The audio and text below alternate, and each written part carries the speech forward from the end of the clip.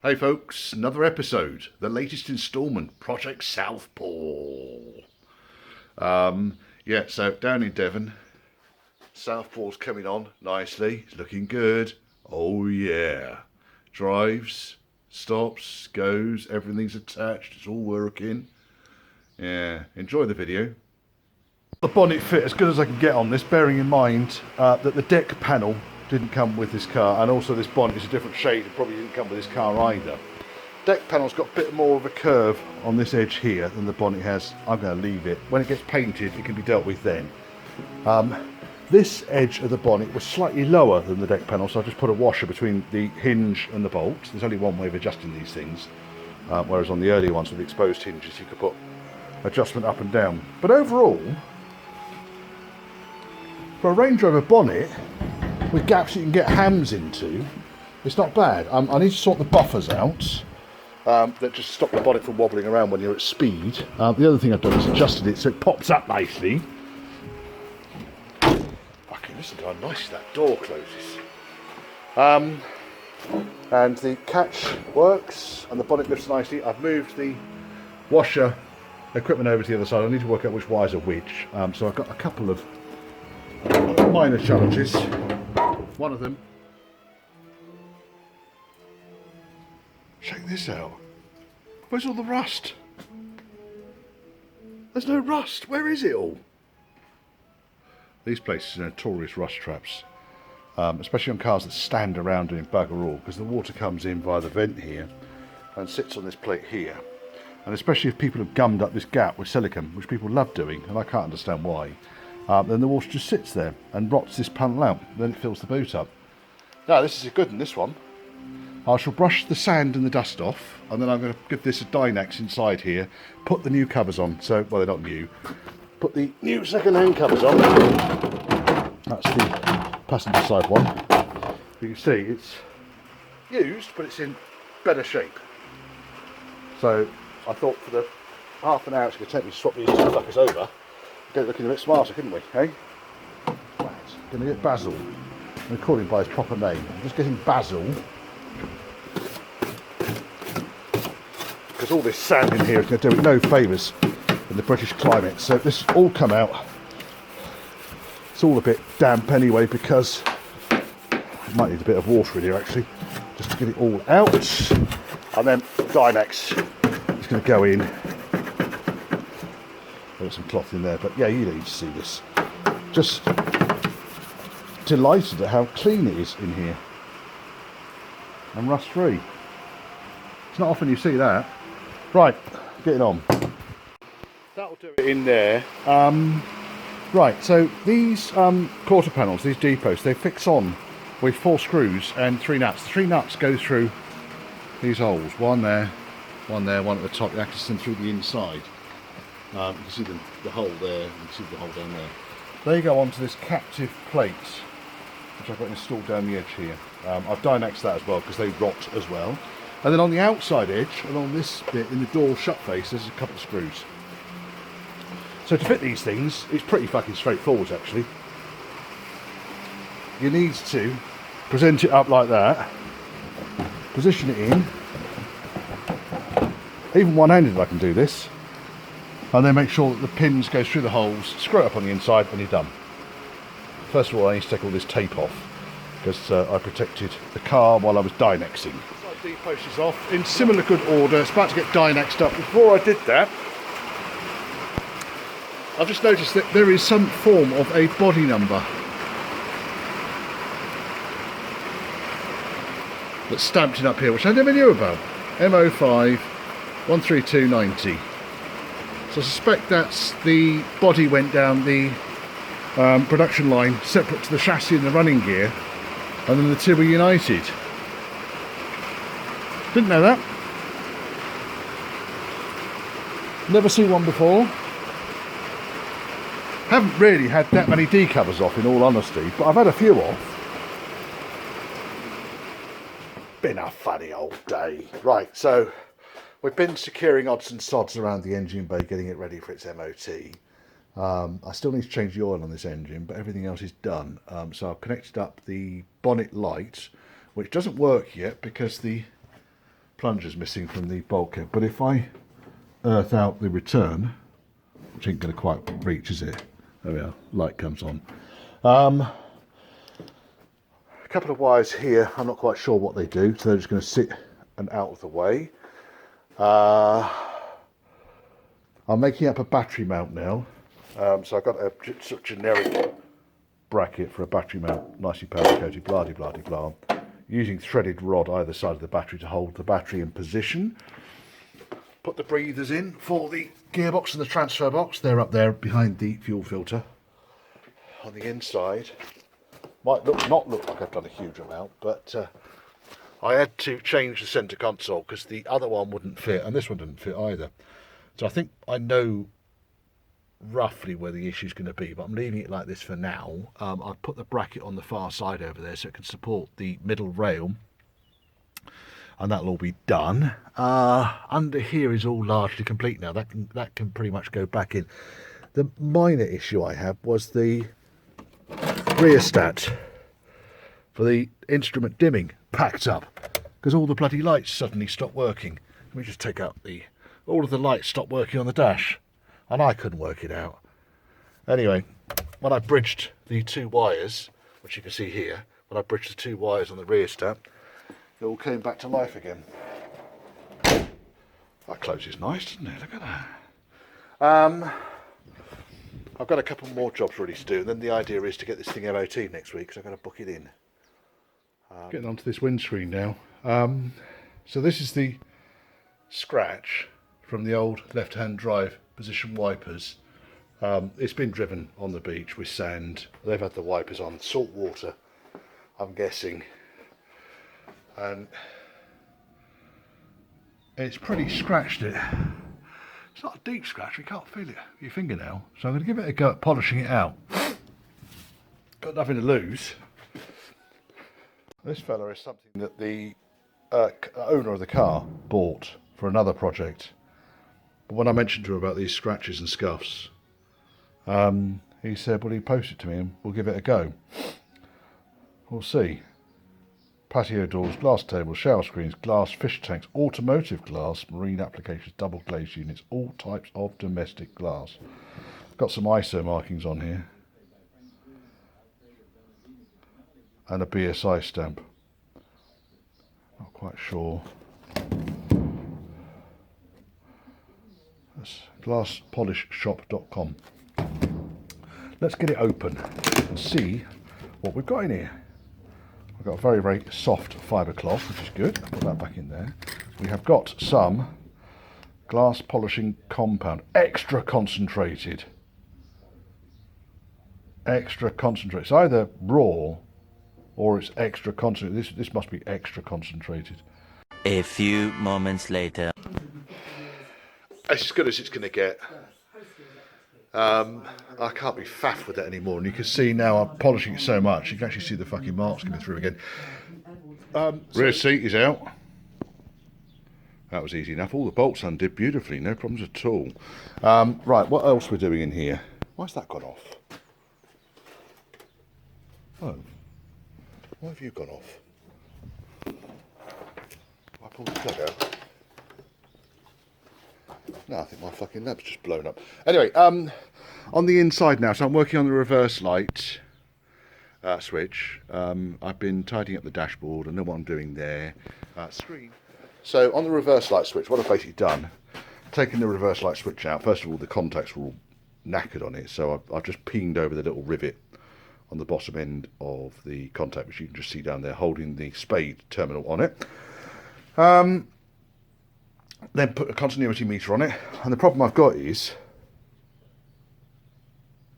as soon as you touch the ball, for now, as soon as you, if I can get this in the same shot, and you can see, as soon as I touch the ball, it starts to take a reading. And I think the switch is fucked. I mean, yeah, if I push the ball in, I would expect this thing to have a millimetre or two of movement, but just touching it, no movement whatsoever, and it starts to act. So I think the switch is fucked. I haven't got another one of those. I should be able to get hold of one fairly quickly. That's not... Little word from over there, from Tammy or Tidy. I don't know who that was. Sounds like Stuart. This little fella here is the instrument panel lights, I guess, rheostat. That's the one that I fitted on the car that stopped working. This is the one that originally came with the car. Now, these things are actually incredibly easy to get apart. There's a roll pin that goes in there. All you need to do is punch the roll pin through. Don't be shy with it, just give it a whack and it goes through. And for some reason all it does is it goes through that hole and just stops the whole gubbins from falling out. But I don't see any reason for it, to be honest. It's probably an anti-interfere roll pin. Now, this one here is fucked. I've tried the variable resistor on it, not the variable resistor, the turny bit on it, and it don't work. Okay, so that's, and it also, one good thing to do with these things, whenever you get a circuit that's not behaving itself properly, give it a sniff. Does it smell rotten? That one smells of burnt silicon. You know what burnt silicon smells like? It smells like burnt silicon. Something's not happy on that circuit. So, this one, right, okay, so why wasn't this one working? The idea was that basically it was putting the lights on, but very, very dim, like me. So when I pulled it all apart, I found the central shaft for now from the wheel had broken off. So all I've done is I've taken the shaft off the other wheel, put it on there, cushy. It works. Now, it's just a case now of pulling this all back together again. And it should be held together, really, by the main wheel, because the main wheel goes into little holes there and there. I shouldn't even need to put the, what's his name back in it. Where's my pissing tripod? There's my pissing tripod. This tripod. And I'm just going to see if I can present this back in. It's got a little channel that it goes into. So there are, there's a little channel, because I pulled this thing apart quite hastily. But it just slots back in and into there. Probably could put a bit of tape around it, couldn't I, just to hold it in place. But now, oh, what I could do is just actually wrap the loom around the little clip on the back there, which is where it's supposed to go to. Kadonk. That ain't going nowhere. And we have a working panel thingy. Right, so let's go and have a look at that now in operation. Right, so we'll just pop him back onto the connector, which is up here. Lights are already on. Okay, and we can see over here, we get the other light out of the way. You can see the lights are very clearly on, and now when I operate the roller, they should go dim. Now, you can see that one down there is going dim and bright, and dim and bright. So I'm going to call that a success. Just been for a run around the block a couple of times. It goes nicely. There's much less vacuum on it than there was. Give it a good old minor Italian tune-up. Only 2 shakedown issues. Just 2. I need to check all the lights again after I've been messing around with it, but one issue, every time you go through a puddle, as you can imagine there's a few around here, the alternator gets it full on in the face. So I need to find out what the shield is for the alternator. It could well be that the radiator shield, once it goes on, will be alright. That's the first. The second one is the indicators don't self-cancel. Speedo works, it's accurate. Let's just cancelling. I've got a spare wheel in the unit, which I'm not going to use because it's got too many scuffs on it, and your wheel's better. But I found out what the self-cancelling is, and it's pretty much as I suspected. There's a ring on the back here, and it should have a lug on it there, and it hasn't. Okay, it's also got 87 stamped on it. This one's got 90 stamped on it, which is good because you can have this wheel then, can't you? What I'll do is I'll just need to take this piece out here, and basically they're ever so easy to get off. They just tuck underneath these lugs here. Just need to pop him on the bench.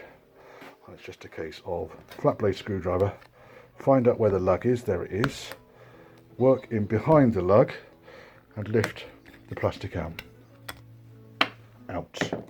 and reversal of the removal process. Blah de blah de blah. Might just be two hands. No, it's going to go with one hand. Look at that.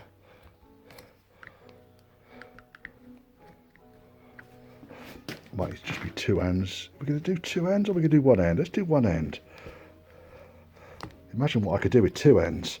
Right, now I've done that on your original steering wheel, in the centre of the indicator switch is this little turny thing here, and all you need to do is make sure that that tab locates in that lug. Indicator on, turning and reverse, and it's off. Indicator on and turning, and it's off. And it's off.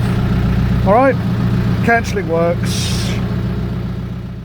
Latest challenge. Isn't there always a latest challenge? There's always a challenge. Because I didn't take the car apart, I think there's some bits missing. But basically got the fan cowl back in place, and it fits on. It's obviously a bit wibbly wobbly until we secure it onto what I think are these two lugs here and that mounting hole there. But I haven't got anything in my box of bits that is anywhere near that kind of shape, so I'm going to have to go and look it up in the parts manual. The reason I need to do that is because this blade here, I mean, if I push the cowl back to where it was, you can see that it doesn't take a lot of movement before it actually interferes with the blade rotation. And even when it isn't, in fact, that's still not quite right, lift it back up again, pop him back into that slot there. I just had to get a bit brutal with it in the end, so I had to cut a piece out of the housing. I'm not going anywhere near that because there's a fan blade behind it. You see what the blade is? I don't know anything to do about that. It just could not get it, so it was far enough away from that. Right. Rear washer jet has been replaced, bought a new one. If you're going to do this job yourself, and there's no reason why you shouldn't, but if you can do this job yourself, one of the problems you'll find is it's secured by a nice little brass nut. This one, by the way, was completely bunged up. So you can see in there there's quite a lot of sand. This is after I've been and blown it right through, but the jet was corroded. It's a mess. Anyway, so I cut the old one off. And the reason I cut the old one off is the hole there that you access it through is too small to put a fucking socket in there. So you've got to put a spanner through this hole here. So once I managed to get it off, pulled it out, I then drilled the hole out to 20 millimetres so I could get a socket in there.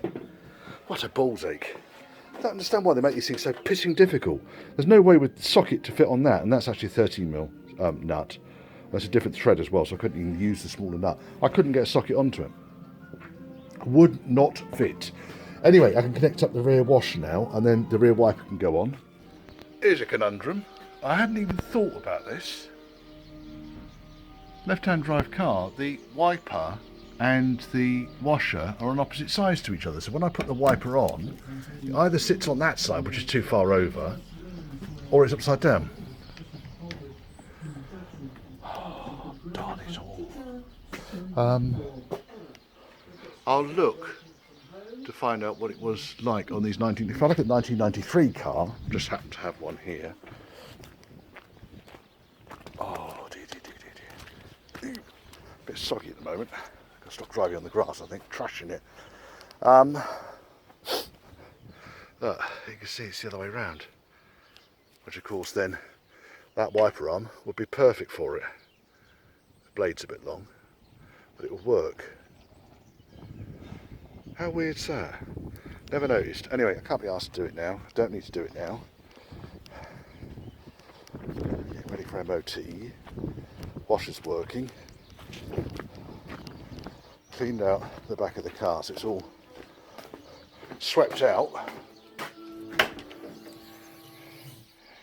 Bit of surface rust down there. I'm going to treat that when I get back. Just been round the block and an amusing development. Just testing the window switches out. fucking channel's just dropped at the bottom of the glass. What a wanker. It's actually not in the best of shape. I knew this already.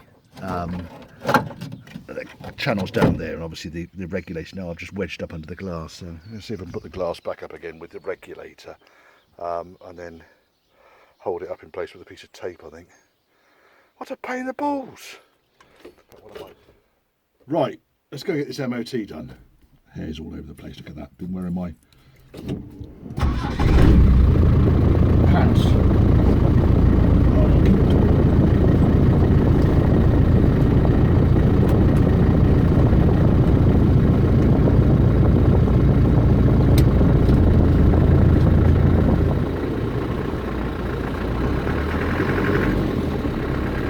Quietest rides. Demisting required here.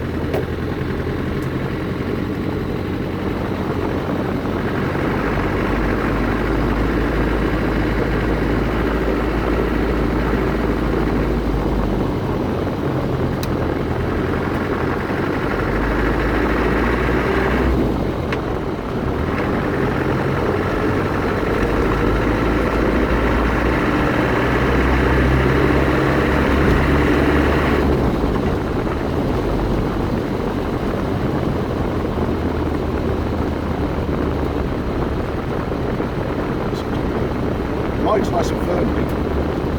No rattles, no bolts, no squeaks. Loose synchronous on third. Third and second cannot be hurried. I need to remind myself of that.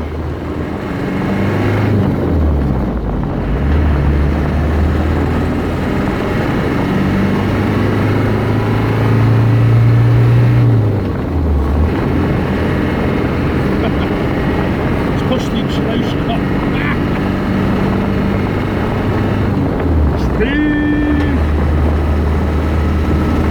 Right, we're at 60 now and the steering wheel's dead straight.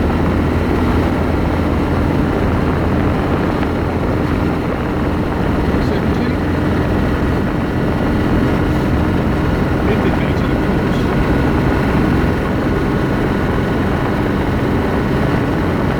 It's doing 2,700 RPM and the indicator 70. And while there's a lot of noise, it's because there is nothing protecting my ears from the gearbox and the exhaust yet.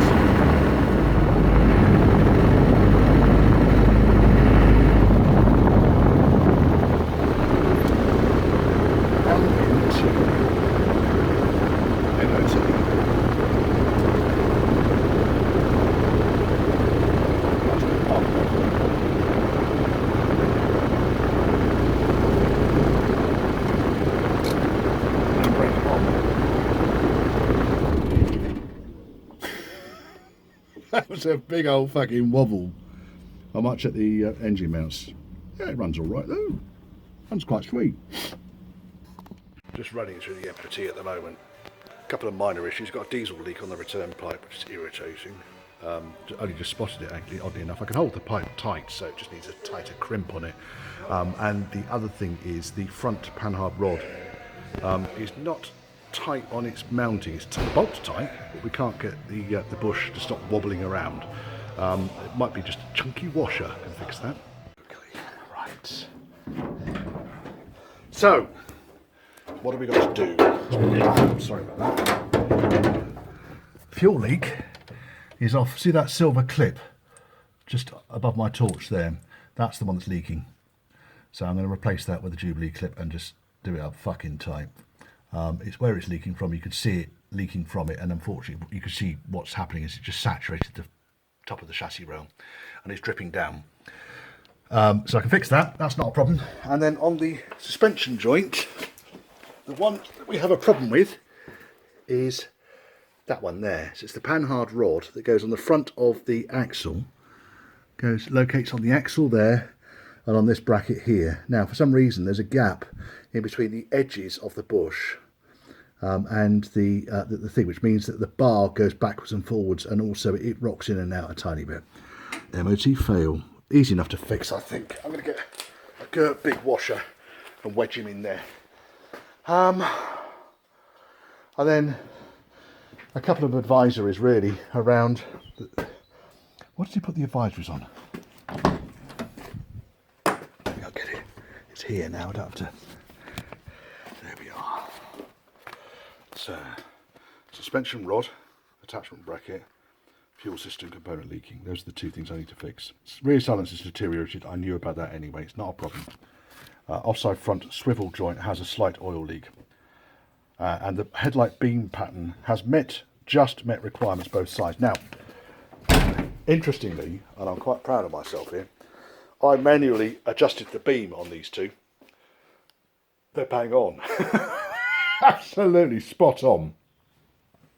But if you look at these lights, they're not the greatest out there. They're really not. Auto something or other. But they work. They work, they're bright, and they pass the MOT, so there's no need to change them. But just be aware that coming forward, you might need to have a look at those fellas. Right, I'm going to go get a cup of coffee. This thing, however, this is the channel that goes on the bottom of the glass on the driver's door. And that's the side I had seen when the glass was up. I hadn't seen this side when the glass was down, and as you can see, there's barely any material there. Now, the problem we've got is these things are unobtainium. But I don't fail at licking things like that. So what I need to do is find a U section, a U channel, drill the spot welds on here, re-weld a new U section on there, and put it back on again. Half an hour, I reckon I'll have that sorted out. Just pull the rubber out. You can see how much of it is disintegrating as I'm pulling the rubber out. Because all of the water that hits the side of the car runs down the glass. Some of it is deflected by the rubber seals, the channel seals. But obviously, over the last 30 odd years, it's got a little bit rusty in here. I have actually got some more of this rubber, so we don't have to reuse this bit. That's not critical, but I want to keep the length of it. And also, I'm worried about the length of this thing as well. So, I will measure the distance to the ends, because that's obviously critical for the this channel at the bottom, which is undamaged, needs to be in the right place for the window regulators to not run out of it while you're winding the window up or down. So I just need to measure that, and then I need to find another channel, probably off a newer Range Rover, and cut the guide off the bottom of it and weld it onto this one, I think. Yeah, I reckon. All is not lost here. The issue here is that, I don't know if you can see, you probably can see it there actually, the sleeve is exactly the right width to go through the fork. So the sleeve is exactly the right width, goes in there snug as a bug in a rug. However, the shoulders on the bush are narrower. So even though I do this thing up rocket ship tight, it still allows the bush to slide up and down on the sleeve. So what I'm going to do, I know I'm not going to use these, but these are the centre of angle grinding discs. I found out a washer which will cover up that distance. So I'm literally just going to put a washer on the outside edge of the bush there. Let me go and grab him. She should have cooled down a bit now. I've been using the step drill to drill him out. There he is, he's nice and cool now.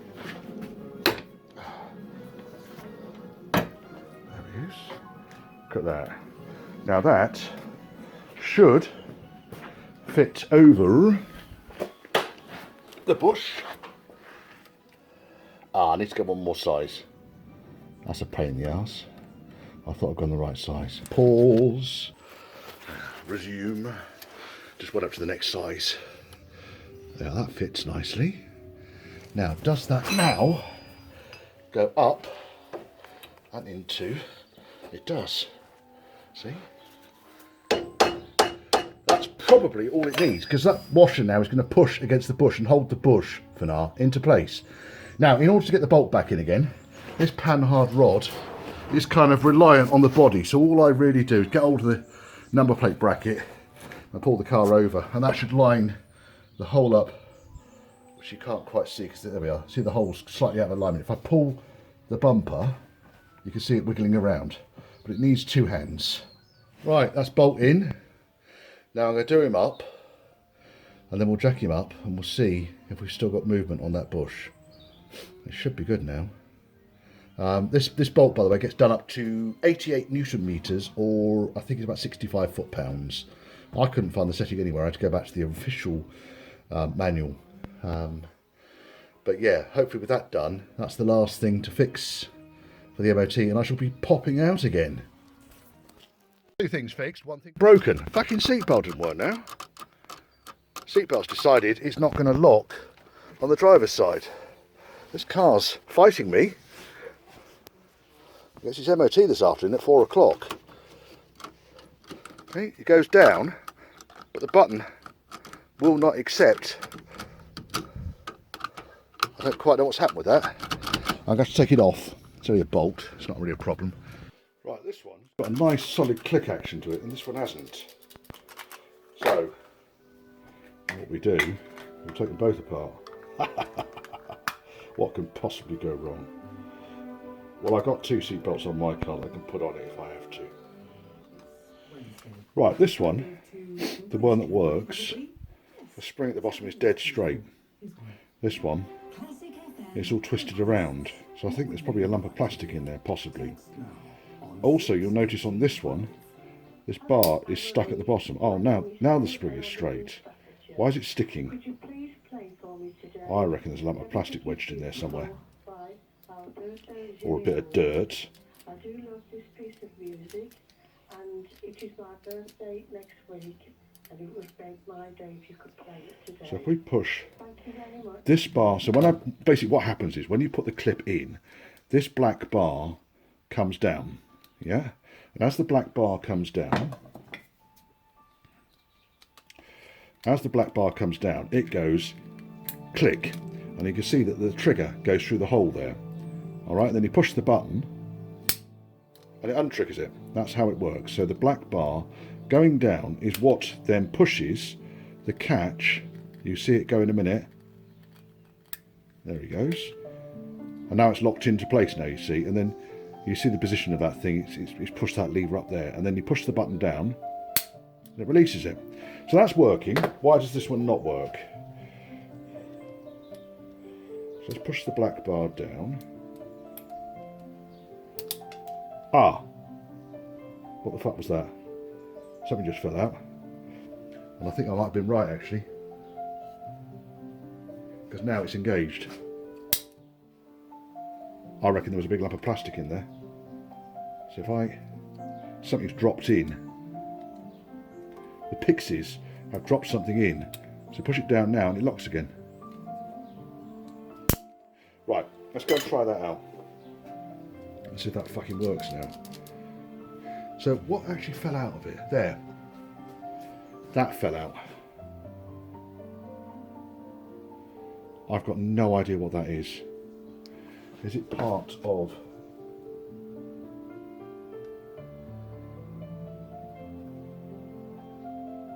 part of the housing?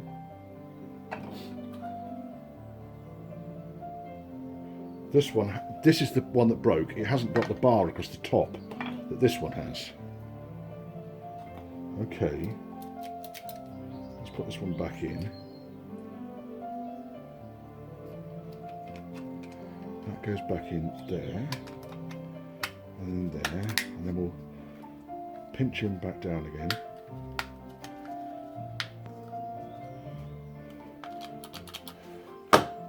Now, where's that bit of plastic? There's another bit of plastic there, look.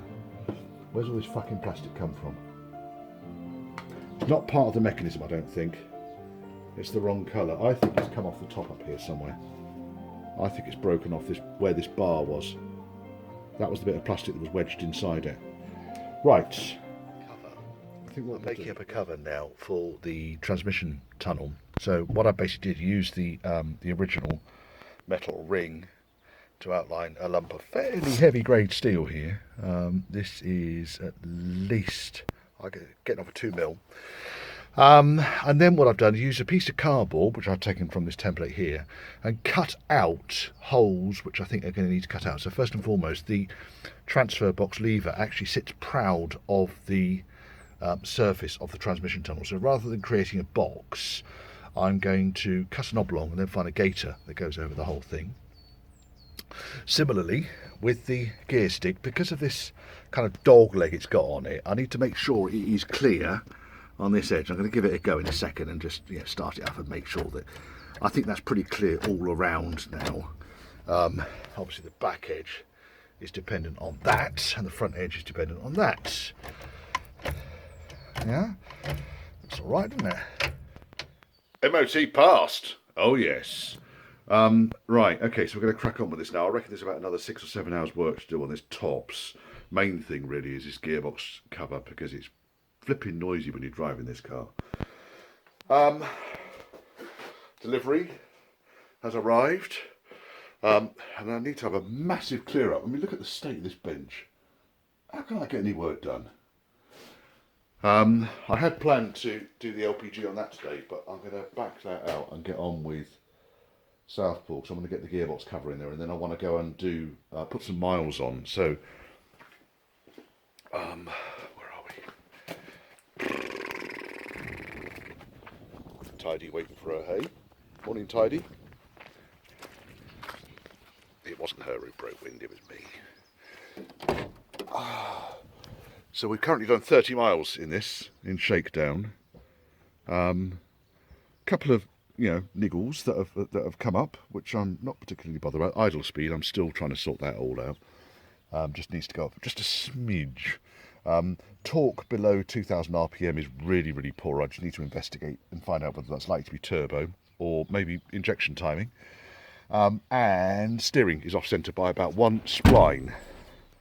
Mark 1 cover, not too bad actually.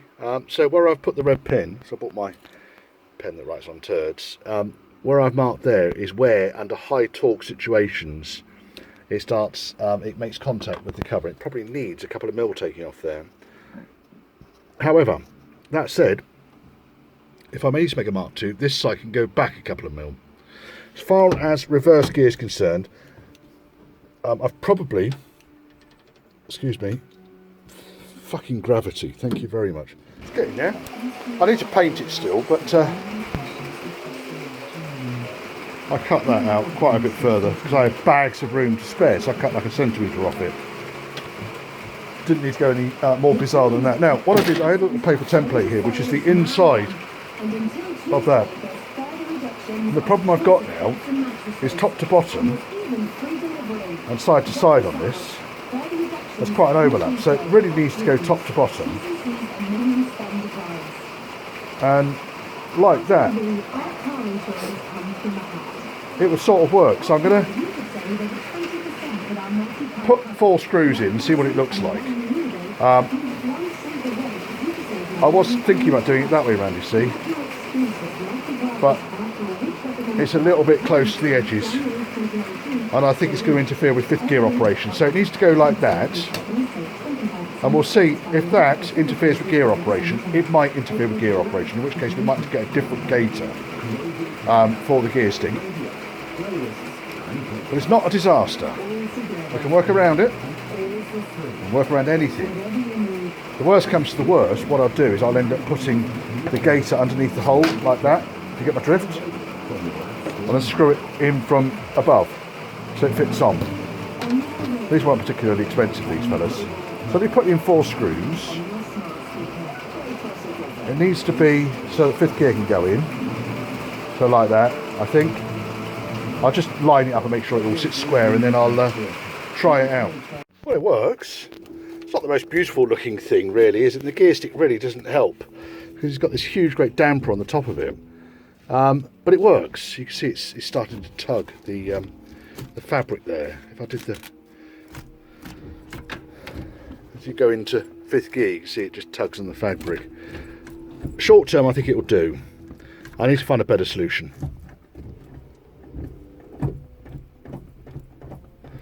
Might just undo that and just see. Wipers are on. Turn these wipers off. Yeah, the other one, no problems at all. It's this one. not. And if I put it into, just put the clutch down. If I put it into fourth, third, fourth, one of them, it just touches that one. Second just touches the plastic surround. But once it's in, it's not bothered. I don't think there's an awful lot I can really do about it. Bent gear stick is the problem. Of course, you know, I'm a 6-footer and I'm sitting here with the car in neutral. My hand is on the stick. But if I go to reverse, I'm at full arm reach now. So if that was a straight stick, or a straight-er stick, that might be a stretch too far for a shorter person. See, first, I'm straight-armed, sitting in the seat. So arm is dead straight. I suspect this is why it's bent. And then it gets easier as you go across. Fifth gear works fine. I don't... See, the problem we've got is this fucking bolt down here. That bolt down there. Well, it's that was stretching the fabric under here. I don't think it's too much of a problem, actually. It's just pulled it out slightly. It's held in place by the screws. It's not like it's going to go anywhere. So pull that up now and see what happens when we go... Yeah, see, that's the problem. You see, when you pull it across there, it's stretching the fabric too far across. But it does go into gear. Here we go. Super bendy, flexi, fuel hose gone on. It's car builder solutions, CBS. Provided that part for me. It's 50mm on one end and 45 on the other, but the pipe unfortunately is just 50 all the way through. So what I've done is I've cut a chunk of 45 pipe, fuel resistant pipe, put it inside, then clamped it through the pair of them. What I'm actually going to do though is I'm going to get myself some fuel resistant tape and wrap it around the stub here to provide more of a fuel tight seal. Whatever happens, it's going to be better than a bit of old radiator hose. I think it's radiator hose. It's very soft and soggy. It wasn't even the right size because that's 40 at that end. You see they've had to cut it to wedge it over the fuel filler pipe, and that was the tank end. So I got no idea where this came from. It'll burn nicely though. Oh yes. He scored. Right, so fuel line's done. Right, that's it for this episode. Thank you for watching. Thank you for getting this far. Please subscribe if you like this type of content. If you like more, feel free to make suggestions. Give me a thumbs up, give me a thumbs down. If you do give me a thumbs down though, please let me know what it is the thumbs down was for, because I do like to keep you guys happy. If you've got projects similar to this, or any project, as I've said in my Church House Classics video, then use the link that's in the description just below this video. There's a contact me tab on there, and drop me a message. I will respond. Thank you.